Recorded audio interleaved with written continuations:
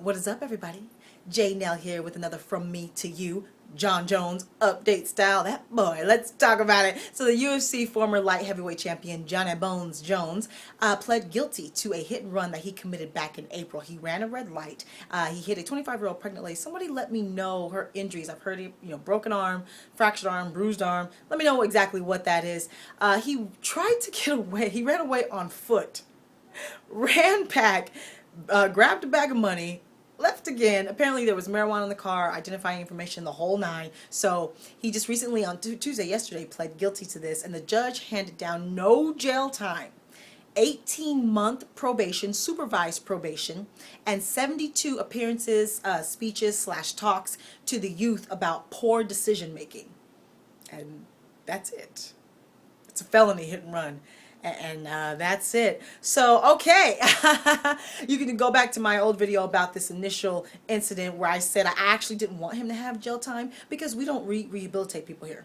We punish and punish alone. You go in, low-level criminal, come out, high-level criminal, go in, marijuana user, come out, heroin user. So I felt like he's someone who could be saved, and so I didn't want to see jail time.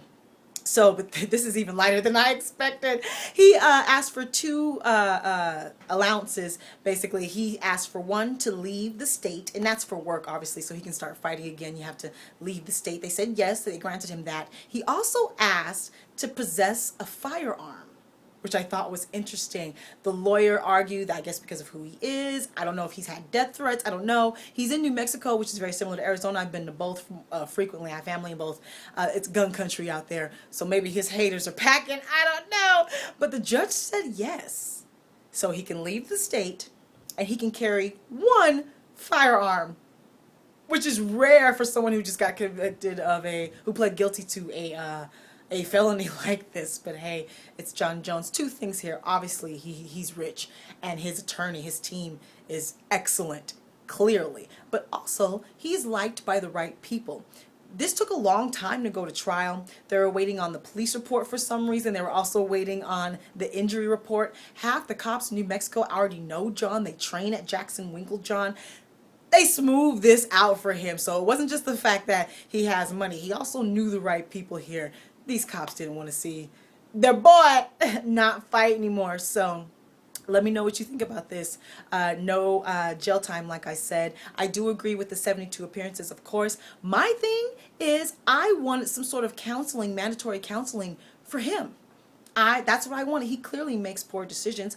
Let's figure out why. And I actually think that all professional athletes should have mandatory therapy on a regular basis. I think all teams, NFL, NBA, I think like they have team doctors and therapists, I think they should have team psychotherapists on the team who regularly meet with the players, see what's going on, see how they're doing on a regular basis. I think all professional athletes should have this. So I'm disappointed that something like that wasn't part of the punishment.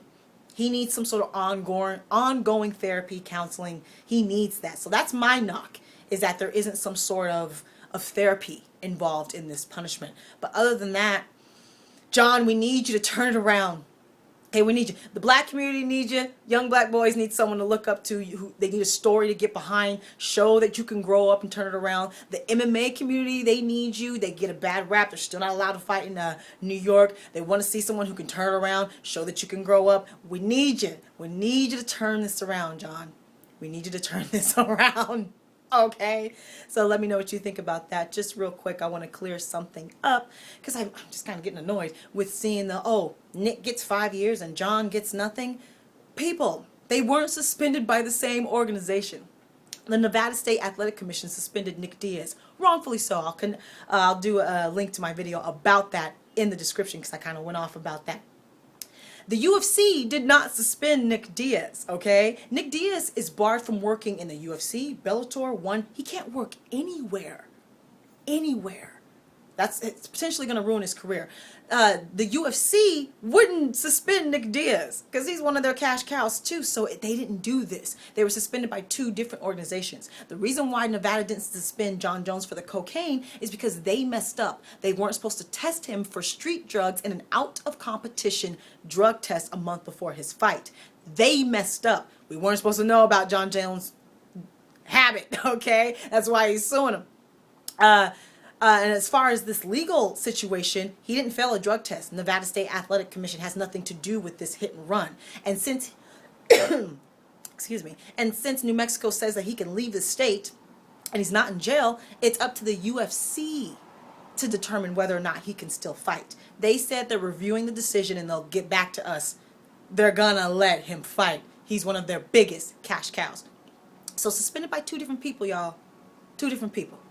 Follow me on Facebook, Twitter, and Instagram, where I have exclusive 15-second predictions and recap videos.